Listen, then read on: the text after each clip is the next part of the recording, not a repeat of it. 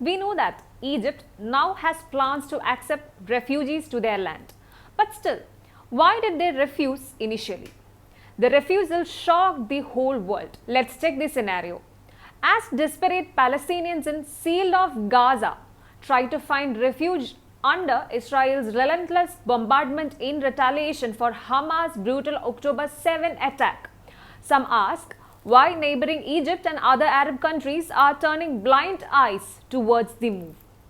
Egypt and Jordan, which flank Israel on opposite sides and share borders with Gaza and the occupied West Bank, respectively, have replied with a refusal. Jordan already has a large Palestinian population. It may be the reason. Anyhow, Egyptian President Abdel Fattah el-Sisi made his toughest remarks yet on Wednesday, saying the current war was not just aimed at fighting Hamas, which rules the Gaza Strip, but also an attempt to push the civilian inhabitants to migrate to Egypt. He warned this could destroy the peace in his country. Is this true? Earlier, Jordan's King Abdullah II gave a very similar message saying no refugees in Jordan, no refugees in Egypt. Their refusal is rooted in fear that Israel wants to force a permanent expulsion of Palestinians into their countries and nullify Palestinian demands for statehood. El-Sisi also said a mass exodus would risk bringing militants into Egypt's Sinai Peninsula, from where they might launch attacks on Israel, endangering the two countries' 40-year-old peace treaty. The refugees and their dissidents now number nearly 6 million, most living in camps and communities in the West Bank, Gaza, Lebanon, Syria and Jordan. The diaspora has spread further, with many refugees building lives in Gulf Arab countries or the West. The history is, after the 1948 war, Israel refused to allow refugees to return to their homes.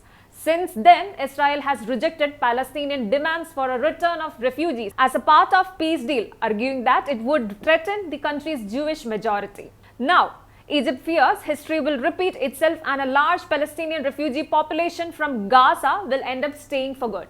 There is no clear view of how the war will end.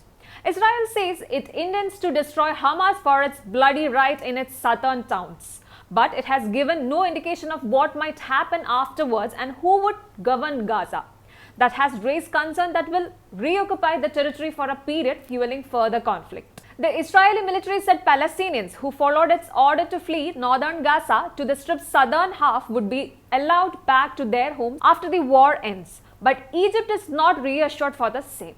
El-Sisi said fighting could last for years if Israel argues it hasn't sufficiently crushed militants.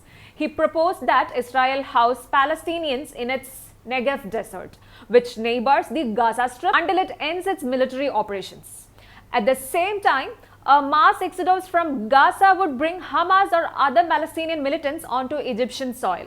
That might be destabilizing in Sinai, where Egypt's military fought for years against Islamic militants and at one point accused Hamas of backing them.